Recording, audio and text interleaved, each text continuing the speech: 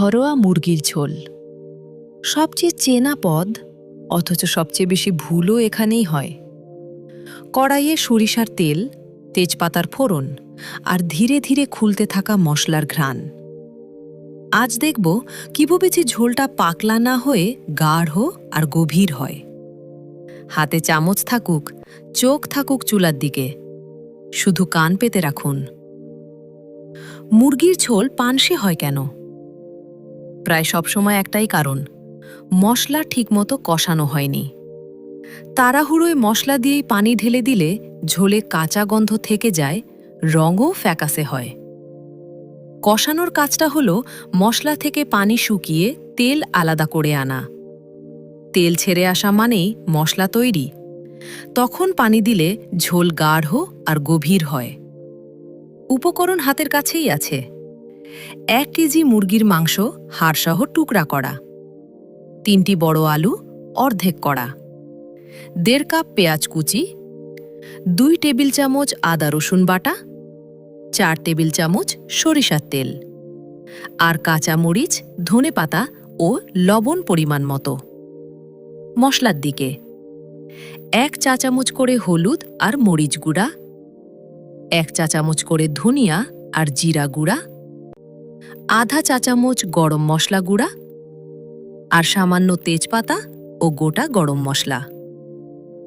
মুরগি ধুয়ে ভালো করে পানি ঝরিয়ে নিন। ভেজা মাংস কড়াইয়ে দিলে কষানো হবে না, সেদ্ধ হয়ে যাবে।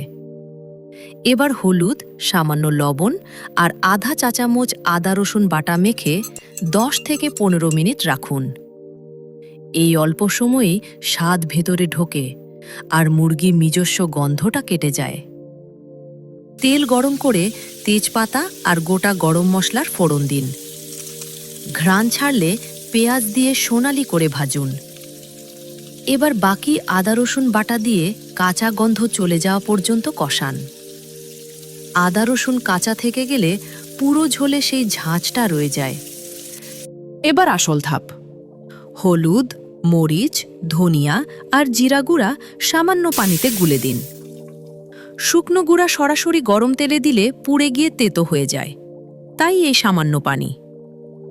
এখন ভালোভাবে কষান, যতক্ষণ না মশলার কিনারা দিয়ে তেল ভেসে ওঠে। এই ধাপই ঝোলের রং আর গভীর স্বাদের ভিত্তি। মাখানো মুরগি দিয়ে উচ্চ আঁচে মশলার সঙ্গে ভালোভাবে কষান। প্রথমে মুরগি থেকে পানি বেরিয়ে আসবে, তারপর সেই পানি আবার টেনে যাবে। এই টেনে আসাটাই সংকেত যে কষানো হয়েছে। এরপর আলু দিয়ে আরও কয়েক মিনিট কষান, যাতে আলুর গায়েও মশলা বসে।